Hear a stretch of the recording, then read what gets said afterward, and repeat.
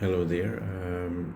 मेरा नाम सैयद शुजात है और मैं I am a trainer for English language and for management courses.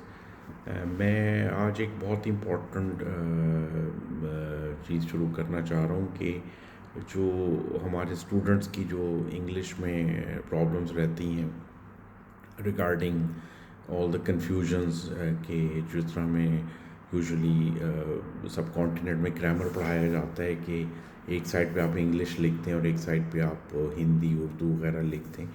तो is it worth while you know procedure for teaching English.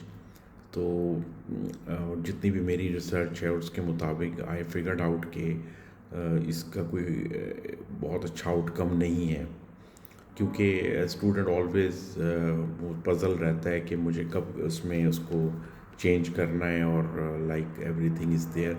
तो इसका सबसे बेस्ट अप्रोच ये होती है कि जो कि मैं आपको बाकी वीडियोस में ही बताऊंगा कि सबसे पहले मोस्ट इम्पॉर्टेंट ये है कि आप टेंस का यूजेज समझें।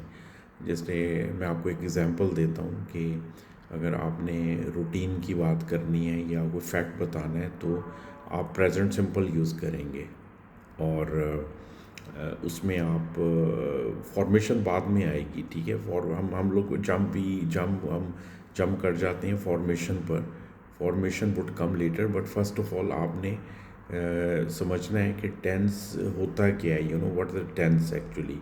अब अगर प्रेजेंट सिंपल की बात करें तो हम इसमें यूजेज की बात करें, यूज़ इसका क्या होता है। जैसे कि I wake up early in the morning, I take my breakfast, I go to my office, कुछ भी whatever, you know it's a routine thing. या जो सिर्फ सिंपल सेंटेंसेस होते हैं जैसे I live in this city, ठीक है, और I like pizza, something like that, this is my car.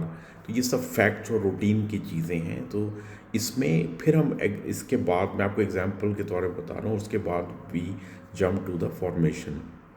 Formation का रूल क्या होता है कि आप सबसे पहले सेंटेंस स्ट्रक्चर को भी समझना होता है कि इंग्लिश में सबसे इम्पॉर्टेंट चीज़ सब्जेक्ट और वर्ब होता है। पहले सब्जेक्ट आता है और फिर वर्ब आता है।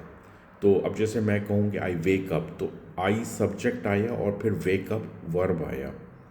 आई सब्जेक्ट, वेक, वर्ब, तो ये एक सेंटेंस हो गया, आई वेक अप। अब एडिशनल इन्फॉर्मेशन अगर मैं बाद में लगाऊंगा तो मैं कहूँगा I wake up at 5 o'clock, at 5 o'clock। ये एडिशनल इन्फॉर्मेशन है, लेकिन जो बेसिक इन्फॉर्मेशन है वो सब्जेक्ट और वर्ब है। सो मैं आप लोगों को रिकमेंड करूँगा कि सबसे पहले आप सेंटेंस स्ट्रक्चर्स को समझें if you want to be a quick and fluent speaker.